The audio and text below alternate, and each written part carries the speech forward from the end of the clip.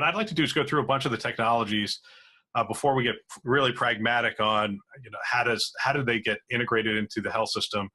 And I'd love to hear you just talk about, some of the things that you're seeing, because you visit a lot of these startups and are talking to some real innovators. So I'm gonna rattle through some different areas I'd love to hear you talk about a little bit. So let's talk about the area of robotics. What are some things you're seeing in robotics?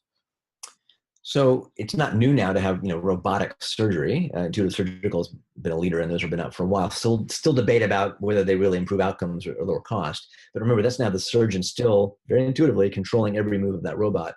And I know both Intuitive and several other new companies, Verb, which is done by Verily, and J&J, I believe, are now starting to look at how do you blend AI with robotics. It's kind of a merger of yes, we can now do things at smaller scale inside the body and connect that to the brain and hands of a surgeon, sometimes even remotely.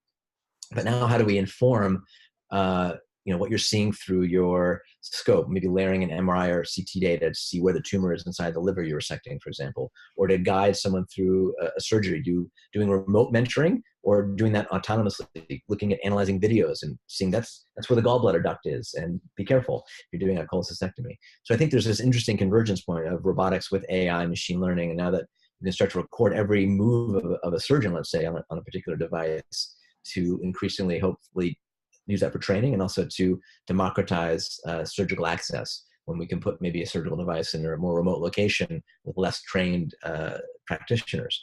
Obviously, robotics goes beyond the surgical space. There's now wearable robotics. Exoskeletons are not new, but now are being applied to enable someone who might be paralyzed from the waist down to walk. There's several versions of that, ReWalk, Exobionics.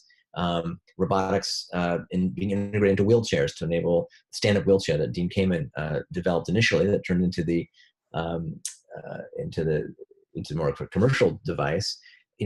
There's lots of interesting robotic applications. Might be for someone with a stroke to wear a sort of exoskeleton to help them improve their mobility, all the way to aging in place and robotics in your home. My home, we've got 3 robots. We have a Jibo, which is fun to interact with, kind of like a Alexa with movement. We've got a Roomba to clean the floors. I've got a Beam telepresence robot from Suitable Technologies for doing telepresence with my kids.